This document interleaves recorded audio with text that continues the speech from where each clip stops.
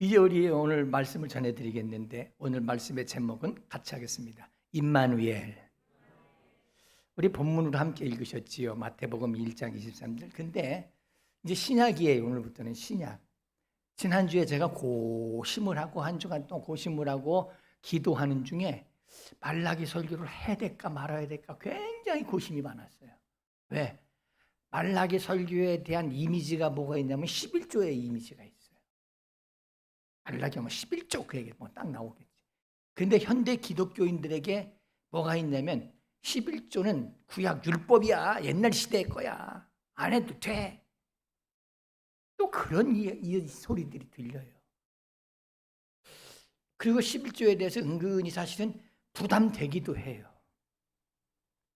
그래서 제가 어떻게 설교를 해야 될까? 연합이고 어린아이들까지 다 있는데 근데 하나님이 저를 깨닫게 하시래요.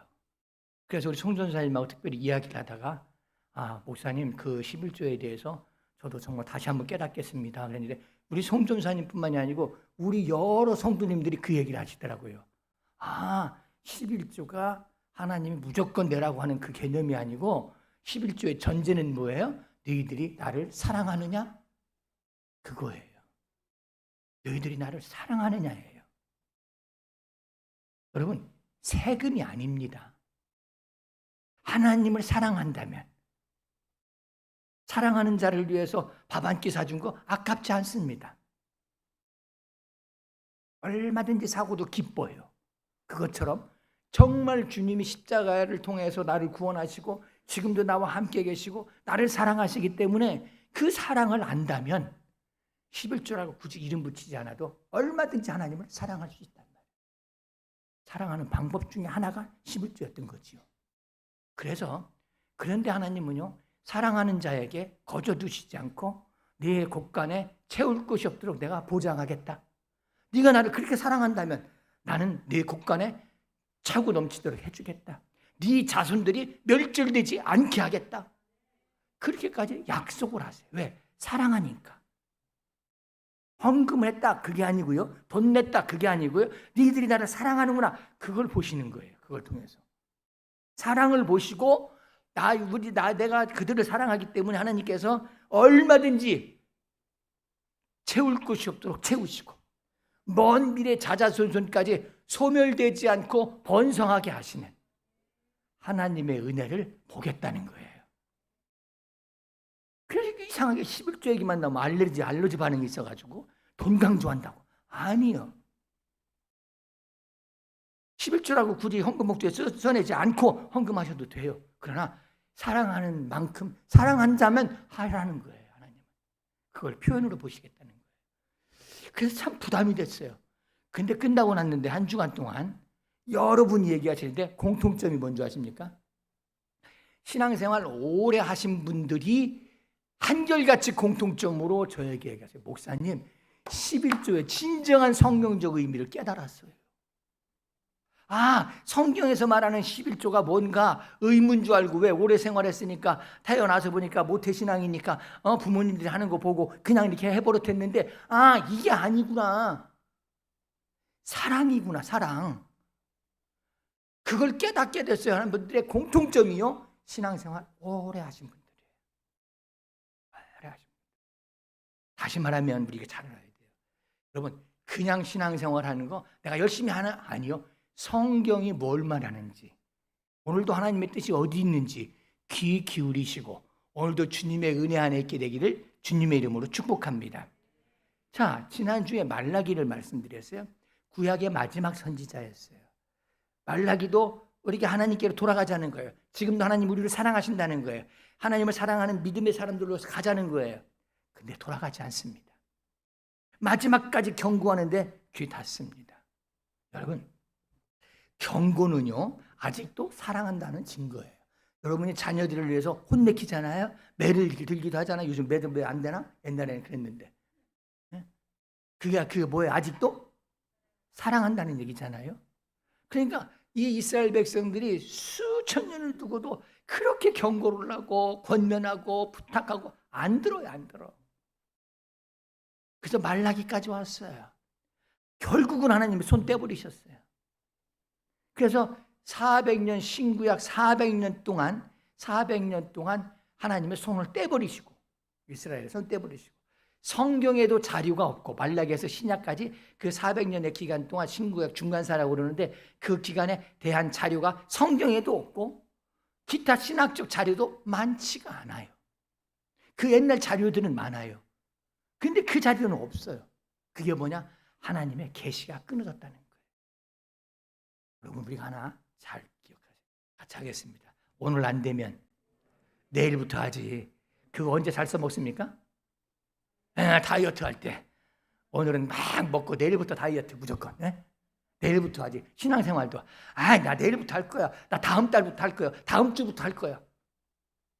우리는 자꾸 그렇게 미루기 시작합니다. 근데 제가 지금까지 이렇게 봐서 미루기를 좋아하는 사람은 계속 미루지. 근데 진짜 잘하는 사람은요, 하나님의 말씀 듣고 깨달았을 때 확 결정합니다. 결단합니다. 하나님의 말씀을 확실히 붙잡고 믿음으로 나아가기 시작합니다. 근데 이들은요, 그렇게 되지 못했어요. 놓쳤어요, 말씀을. 400년 동안 하나님의 계시가 끊어졌어요. 은혜가 끊어졌어요. 하나님이란 말이 백성들의 입에서 끊어져 사라져 버렸어요. 하나님이 없어져 버렸어요. 그래서 신학적으로 역사적으로 볼 때 뭐라 하면 신구약 중간사라고도 하지만 신구약 암흑기다 그렇게 말해요. 암흑기. 단순히 계시가 끊어진 게 아니에요. 하나님의 손길이 끊어져 버렸어요. 여러분 하나님의 말씀에 은혜 받을 때 깨달음이 있으면 은혜가 있으면 빨리 믿음의 자리로 나아가시기를 바랍니다. 하나님께서 은혜의 손길을 끊으시기 전에.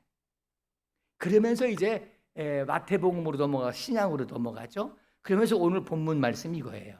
1장 23절 말씀 한번 같이 봉독할까요? 시작. 잉태하여 아들을 낳을 것이요 그의 이름은 임마누엘이라 하리라 하셨으니 이를 번역한즉 하나님 우리와 함께 계시다 함이라. 아멘. 그 하나님께서 이 하나님께 손길을 끊어보시니까 암흑 시기가 왔어요. 그런데도 결국은 하나님은요, 그 당신의 사랑하는 자들을 암흑기 속에 내버려 두지 않냐고 찾아오셨어요.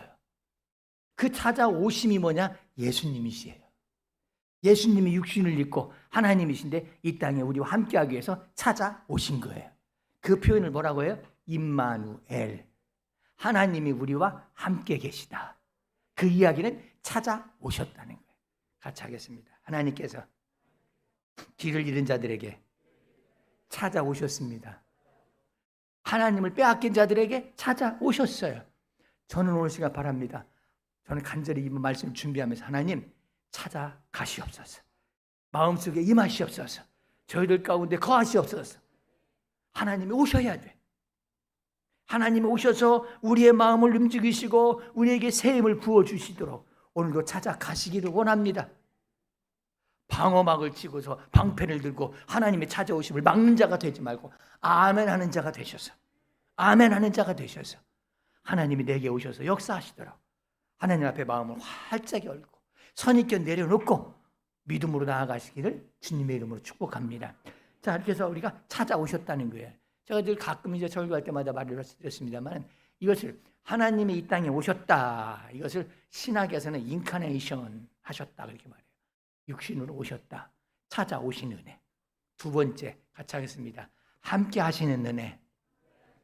자, 찾아오셨을 뿐만 아니라 여기에 말씀하세요. 하나님이 우리와 함께 하신다. 그 히브리 문학 그 기법에는요, 인클로우즈드 기법이라고 하는 인클로우 기법이 있는데 그 인클로우 기법을 쓰기를 좋아해요. 히브리 사람들은 그건 뭐냐면 서론과 본론에 강조점을 둬요. 그 내용의 핵심을 서론, 본론에 두어요. 그래서 대칭을 이루게 만들어요. 그걸 인클로우 기법이라고 그러는데 이 마태복음이 영락없이 그렇습니다. 여기에 그러잖아요. 예수님을 이 땅에 육신이 오셨어요. 하나님이 육신을 가지고 이 땅에 오셨어요. 하나님이 우리와 함께 하신다. 그리고 오셨다는 거예요, 1장에. 근데 마태복음 28장 20절 말씀에 보면 마태복음 28장 20절 성경 마태복음 제일 마지막 부분이에요. 시작. 내가 너에게 분부한 모든 것을 가르쳐 지키게 하라. 볼지어다 내가 세상 끝날까지 너희와 항상 함께 있으리라 하시리라. 하나님이 함께 하신다로 출발해서 마태복음 마지막에 뭘로 끝나요? 하나님이 함께 하신다로 끝나요. 하나님이 함께 하신다로 시작해서 하나님이 함께 하신다로 끝나요. 우리의 인생이 그렇게 되길 바랍니다. 하나님이 함께 하시는 거예요. 그리고 그 가운데에 성경이 이제 그 마태복음 그 안에 있는 가운데 모든 기사와 능력과 귀신이 쫓겨남과 치유됨과 병든 자가 일어나고 죽은 자가 살아나고, 이 내용은 뭐예요? 누가 계시기 때문에? 하나님이 계시기 때문에 일어나는 증거들이에요. 증거들. 그러므로 성도는요, 외형적으로 내가 누가 상대 비교가 늘 문제인데, 상대 비교 의식이 늘 문제인데, 누구 집은 이렇게 하고 우리 집은 이거 없어서, 누구네 집은 이렇게 되는데 우리는 없어서, 돈이 이렇게 있는데 돈이 안 돼서, 직장도 이렇게 하는 형편 없어서, 이것이 우리의 기쁨이고 소망이 아니라 성도의 기쁨과 축복과 소망은 하나님이 함께 하시는 거예요.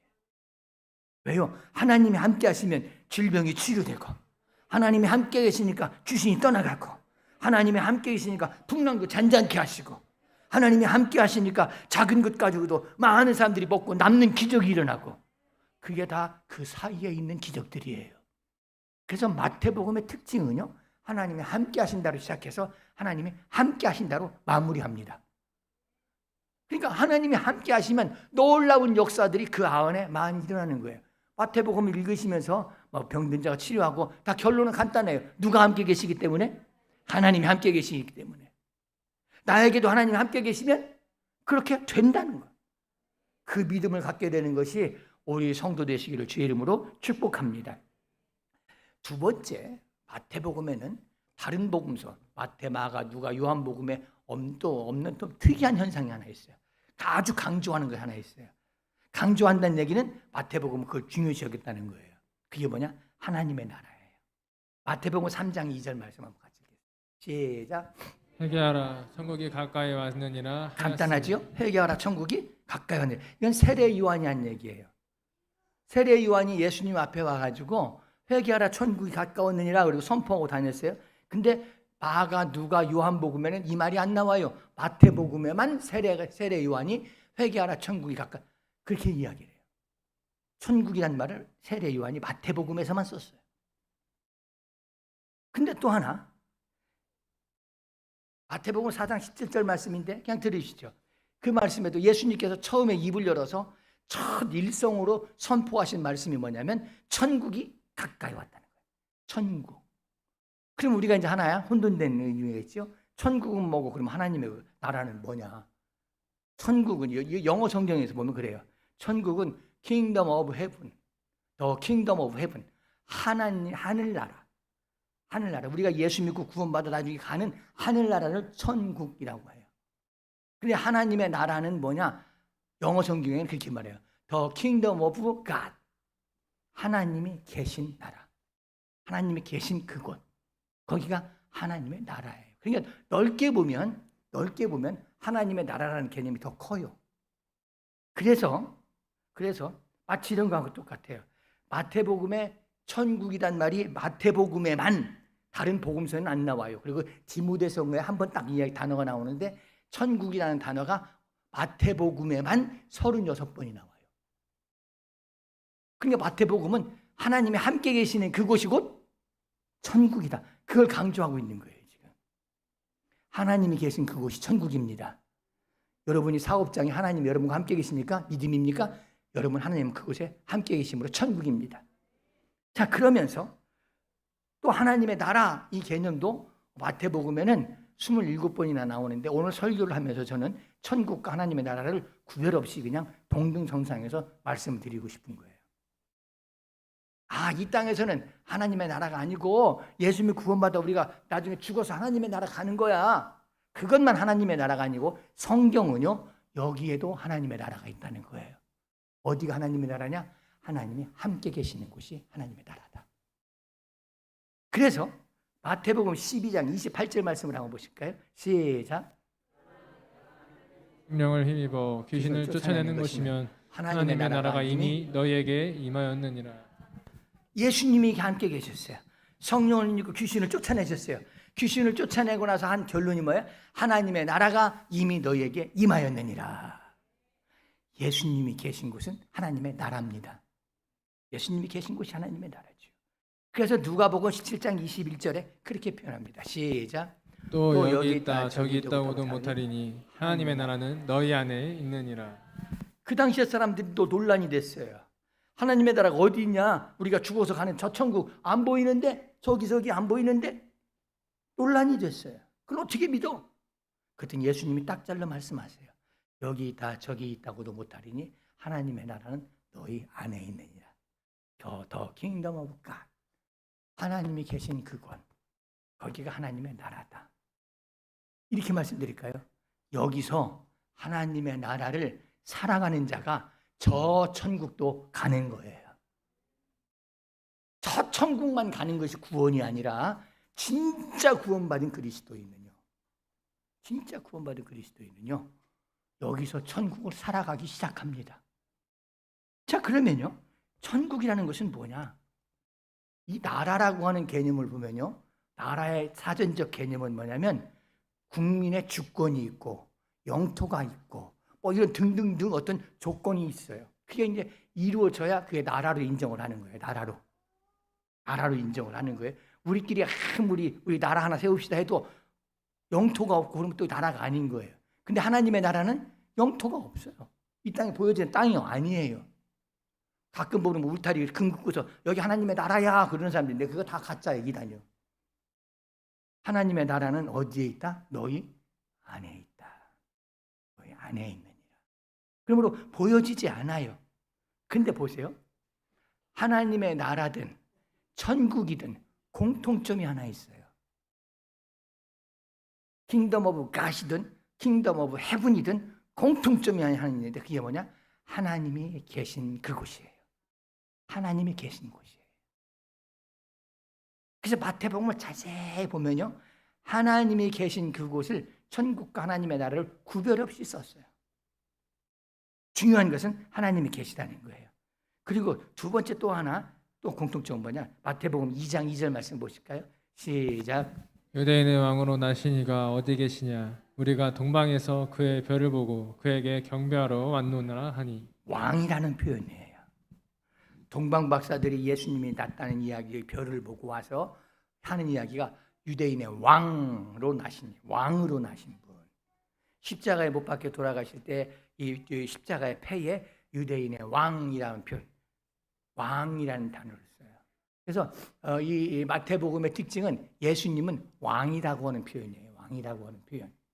다시 말하면 하나님의 나라의 왕은 주님이십니다. 자, 그러면 우리가 이렇게 볼 수 있어요. 보세요. 우리가 이 땅에서 하나님의 나라를 살아가기 원하십니까?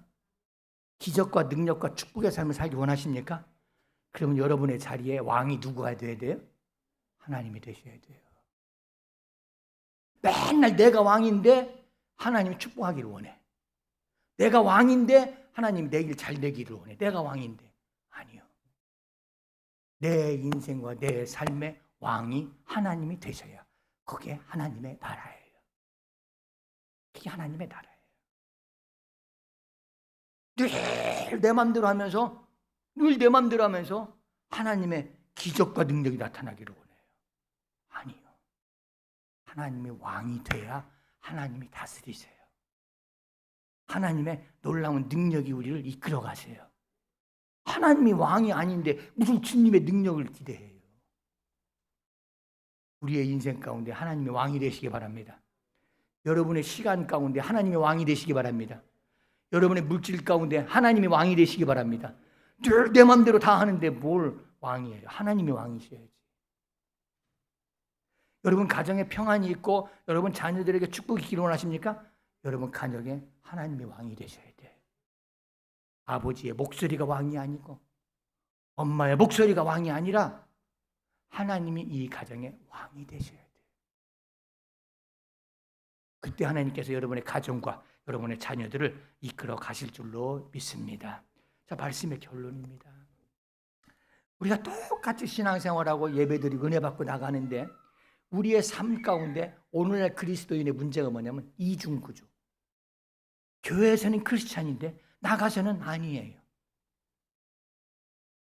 그래서 우리가 주님이 우리와 함께 계시고 우리가 주님을 왕으로 인정한다면 그 사람이 가는 곳은 천국입니다. 그래서 저는 바랍니다. 천국을 살아가는 자가 되시기 바랍니다. 반대로 말하면 지옥을 사는 자가 되지 말고, 너희 안에 천국이 있다 그러잖아요. 여러분, 성도들이 이 말은요 굉장히 중요한 것은요, 제가 또 얘기하는데 남 얘기 좋아하지 마세요. 남 얘기 서로 앉아가지고 한 얘기 나중에 그 사람한테 물어보면 별로 맞는 거 없어요. 그렇잖아요. 남 얘기 좋아하지 마세요. 뭐 교회 하는 일도 막 한 두세 사람 앉아가지고 교회가 어쩌고 막 이렇게 담임 목사한테 와서 물어보라고요. 천국은 어디에 있다? 너희 안에 있어요. 천국이 있는 사람은요 말이 달라요. 그가 입을 열면 사랑이 나오고, 그가 입을 열면 격려가 나오고, 그가 입을 열면 믿음의 유익이 되고. 근데 그 마음이 천국이 아니라 그 마음이 지옥이면 평화를 깨게 되고 분란시키고 사단을 내고, 그게 그 마음에 지옥이 있는 거예요. 저는 바랍니다. 오늘 여러분 마음에 천국이 이루어지길 바랍니다. 하나님의 나라가 임하기를 바랍니다. 하나님이 여러분 가운데 거하시길 원합니다. 여러분 안에 주님이 왕이 되시기를 바랍니다. 하나님이 내 안에 계시면 여러분이 가는 곳마다 천국을 이루어 가실 줄로 믿습니다. 그래서 천국을 살아가는 사람이 있고 지옥을 살아가는 사람이 있어요. 신앙생활 하면서도 천국을 살아가는 사람이 있고 지옥을 살아가요. 입만 열면 지옥에서 하는 말 같은 소리가 나와. 천국에서 하는 말이 나와야지. 천국을 살아가는 복된 성도 되시기를 주님의 이름으로 축복합니다. 주님의 이름으로 축복합니다. 기도하겠습니다.